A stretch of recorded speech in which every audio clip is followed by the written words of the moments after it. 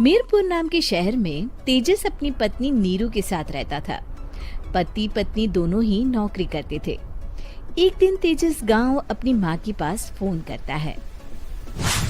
Hello, प्रणाम माँ। जीते रहो माँ, तुम दादी बनने वाली हो हैं? अरे वाह, ठीक है बेटा, मैं कल ही आती हूँ। जब माँ जी शहर पहुंची तो बेटी बहू ने बहुत अच्छे से स्वागत किया। लीजिए माँ जी, चाय।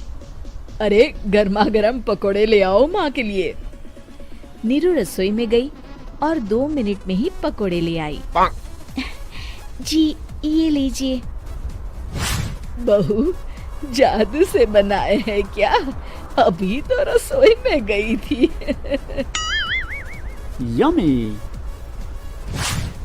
माँ जी, शीला रसोई में पकोड़े तल रही है, मैं बस लेकर आई। हे भगवान, मेरा धर्म भ्रष्ट कर दिया तूने। अब तो गंगा जल से शुद्धिकरण करना होगा। दूसरे दिन, माँ जी मैंने नाश्ता बना दिया है, ऑफिस जा रही हूँ। पर अभी तो घर का सारा काम पड़ा है। शीला आती ही होगी, झाड़ू पोछा बर्तन कपड़े वो सब कर लेगी।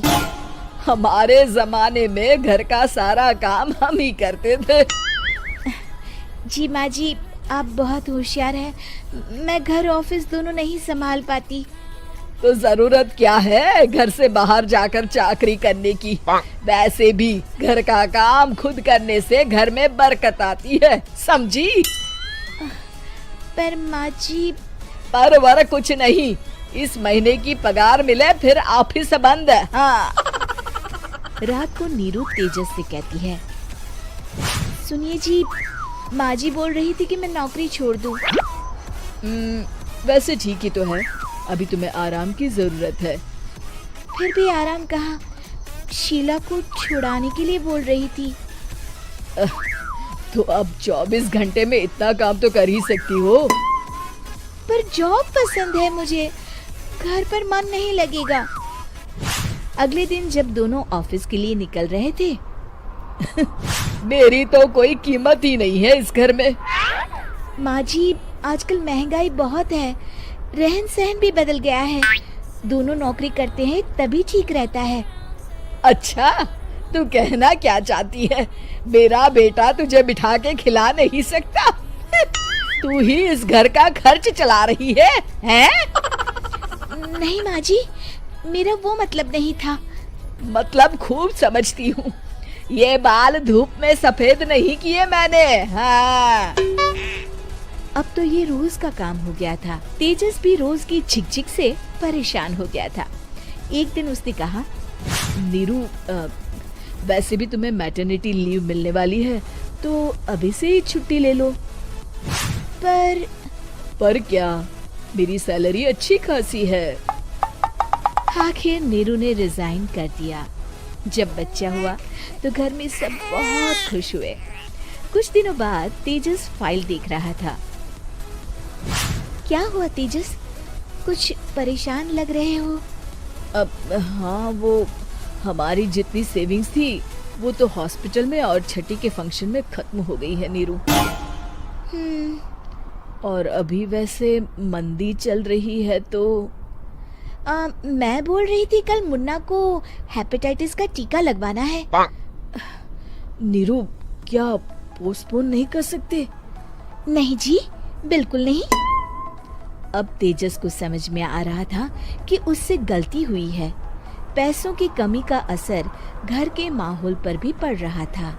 अगले दिन, बेटा मेरा चश्मा और ये दवाइयाँ ले आना, पर्चा देते हुए माँ जी ने कहा। जी। तेजस, मुन्ना के लिए दूध का डिब्बा और डायपर भी ले आना, और ये किराने के सामान की लिस्ट है, इसे भी लाना है। तेजस गुस्से में लिस्ट मरोड़कर फेंकता है और चिल्लाता है, पैसे क्या पेड़ पर उगते हैं? ये ले आना, वो ले आना। अरे पर ये जरूरत का सामान ही है। वो गुस्से में बिना कुछ कहे ऑफिस चला गया। अरे लंच तो ले जाइए। नीरू दौड़कर डिब्बा पकड़ाती है एक दिन खाना खाने के बाद, नीरू, अब तो मुन्ना कुछ बड़ा हो गया, तो अब तुम वापस ज्वाइन कर लो ना जॉब। पर इस रिसेशन में जॉब मिलना बहुत मुश्किल है। ट्राई तो करो। फिर मुन्ना? माँ जी है ना, और एक फुल टाइम मेड भी लगा लेंगे। पर माँ जी, उन्हें तो पसंद नहीं। तभी माँ जी वहाँ आ जाती है और प्यार से नीरू के सर पर हाथ फेरते हुए बोलती है, अब मेरी समझ में आ गया बहू, पहले के और अब के समय में अंतर है। तुम काम शुरू करो, मुन्ना की जिम्मेदारी मेरी। मेरी प्यारी माँ जी। ये कहकर नीरू उनके गले लग गई। शिक्षा, परिवर्तन संसार का नियम है, हमें भी समय के साथ चलना चाहिए। उम्मीद है कि आपको हमारी ये कहानी पसंद आई होगी। कृपया हमारे चैनल को सब्सक्राइब करें और सभी अपडेट्स के लिए बेल आइकन जरूर क्लिक करें। और हाँ, वीडियो लाइक और शेयर करना मत भूलिएगा। Bye bye.